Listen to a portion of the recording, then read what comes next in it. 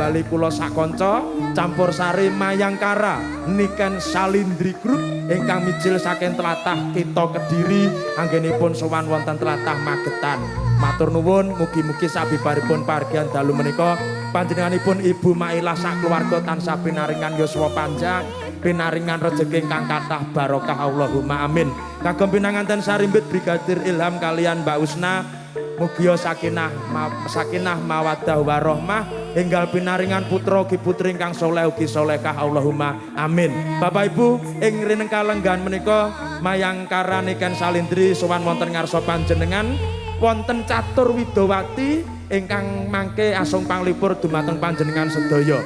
Wonten Nduk Rinpin, Nduk Kiki, Nduk Putri kalian Nduk Niken Salindri. Sumangga sinambi anggra bidadari kang sampun sumadya menika pasugatan saking kanca-kanca campur sari Mayangkara.